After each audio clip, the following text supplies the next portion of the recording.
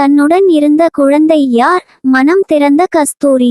ஹைதராபாத்தில் நேற்று நவம்பர் 16 அன்று கஸ்தூரியை போலீசார் கைது செய்தபோது தனது 12 வயது மகனை விட்டு பிரிந்து வர முடியாமல் சில மணி நேரம் பாச போராட்டம் நடத்தியுள்ளார். கடந்த நவம்பர் 3ஆம் தேதி பிராமணர்கள் பாதுகாப்பை உறுதி செய்ய வலியுறுத்தி சென்னையில் நடந்த ஆர்ப்பாட்டத்தில் மன்னர்களின் அந்தப்புறத்து மகளிருக்கு சேவை செய்தவர்கள் தான் தெலுங்கர்கள் என்று கஸ்தூரி சர்ச்சைக்குரிய வகையில் பேசியிருந்தார். கஸ்தூரியின் இந்த பேச்சுக்கு பல தரப்பிலும் கண்டனங்கள் குவிந்தது. கஸ்தூரி மீது நடவடிக்கை எடுக்க வலியுறுத்தி தெலுங்கு சம்மேளனம் அளித்த புகாரின் அடிப்படையில் 4 பிரிவுகளின் கீழ் எழும்பூர் காவல் நிலையத்தில் வழக்கு பதிவு செய்யப்பட்டது. இதனையடுத்து தலைமறைவான கஸ்தூரி சென்னை உயர்நீதிமன்ற மதுரை கிளையில் முன் ஜாமீன் கேட்டு மனு தாக்கல் செய்தார். அவரது மனுவை நீதிபதி ஆனந்த் வெங்கடேஷ் தள்ளுபடி செய்தார். இந்த நிலையில் சென்னை தெற்கு மண்டல கூடுதல் ஆணையர் டாக்டர் கண்ணன் IPS தலைமையில் 3 தனிப்படை அமைத்து கஸ்தூரியை தேடி வந்தனர். அதில் எழும்பூர் காவல் ஆய்வாளர் மோகன் ராஜ் தலைமையிலான தனிப்படை டீம் கஸ்தூரி தங்கியிருந்த ஹைதராபாத் வீட்டுக்கு சென்றனர். தங்களை சென்னை போலீஸ் என்று அறிமுகம் செய்து கொண்டதும், எனக்கு உடல்நிலை சரியில்லை, நிறைய மாத்திரைகள் எடுத்து வருகிறேன், என்னுடைய குழந்தையை பார்த்து கொள்ள வேண்டும், நானே நீதிமன்றத்தில் ஆஜராகிறேன், ப்ளீஸ் எனக்கு ஹெல்ப் பண்ணுங்க என்று போலீசாரிடம் கெஞ்சி அழுதிருக்கிறார் கஸ்தூரி. அப்போது இன்ஸ்பெக்டர் மோகன், யார் இந்த குழந்தை என்று கஸ்தூரியிடம் கேட்டிருக்கிறார். இது என்னுடைய 12 வயது ஆண் மகன். கருத்து வேறுபாட்டால் எனது கணவரும் நானும் சட்டப்பூர்வமாக பிரிந்துவிட்டோம். அவர் தற்போது அமெரிக்காவில் வாழ்ந்து வருகிறார். என் குழந்தையை வெளியில் காட்டாமல் வளர்த்து வந்தேன்.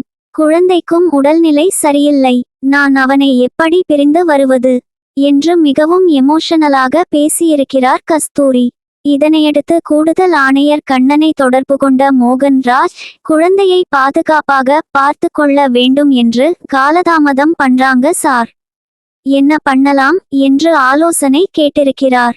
அவரது உறவினர் அல்லது தெரிந்தவர்களிடம் குழந்தையை ஒப்படைத்துவிட்டு அழைத்து வாருங்கள் அல்லது குழந்தையோடு அழைத்து வாருங்கள், சட்டப்பூர்வமாக பார்த்து கொள்ள வழி இருக்கிறது, நீதிமன்ற வழிகாட்டுதலின் படி நாம செயல்படலாம் என்று இன்ஸ்பெக்டருக்கு கூடுதல் ஆணையர் அறிவுறுத்தல் வழங்கியிருக்கிறார். இதை கஸ்தூரியிடம் சொன்னபோது என்ன செய்வதென்று தெரியாமல் தவித்திருக்கிறார். பின்னர், சார் கொஞ்சம் டைம் கொடுங்க என்று கேட்டிருக்கிறார். போலீசாரும் சிறிது நேரம் டைம் கொடுத்திருக்கிறார்கள். அப்போது கஸ்தூரி தனது நண்பரான பாமக மாநில துணை செயலாளரும் டோனி மற்றும் கை ஹேர்டெரசிங் மற்றும் புதுச்சேரியில் கல்லூரி நடத்தி வரும் சாம்பால் மனைவியை தொடர்பு கொண்டு நேரில் அழைத்தார். அவரிடம் தனது 12 வயது மகனை ஒப்படைத்துவிட்டு சிறையில் இருந்து வரும் வரை பத்திரமாக பார்த்து கொள்ளுங்கள் என்று தனது 2 கையால் மகனின் கன்னத்தை வருடி உச்சியில் முத்தமிட்டு கண்ணீரோடு போலீஸ் வாகனமான பொலிரோ காரில் ஏறினார் கஸ்தூரி. ஹைதராபாத்தில் இருந்து சென்னை நோக்கி புறப்பட்டது பொலிரோ கார். அலுங்காமல் குலுங்காமல் சொகுசு காரில் பயணித்து வந்த கஸ்தூரி, போலீஸ் வாகனமான பொலிரோ காரில் வசதியாக காலை நீட்டி மடக்க முடியாமல் பின் இருக்கையில் அமர்ந்து இரவு நேரத்தில் பயணித்தபோது உறக்கமில்லாமல் உடல் சோர்ந்து தளர்ந்து காணப்பட்டார். இரவு முழுவதும் களைப்புடன் காரில் பயணித்த கஸ்தூரி இன்று காலையில் தமிழக எல்லைக்கு வந்தபோது, சார் மாத்திரை போடணும், ஏதாவது ஒரு ஹோட்டல்ல கொஞ்சம் நிறுத்துங்க என்று போலீசாரிடம் கேட்டிருக்கிறார். இதனையடுத்து இன்ஸ்பெக்டர் மோகன்ராஜ் பாதுகாப்பு நலன் கருதி ஒரு ஹோட்டலில் ஜீப்பை நிறுத்தினார்.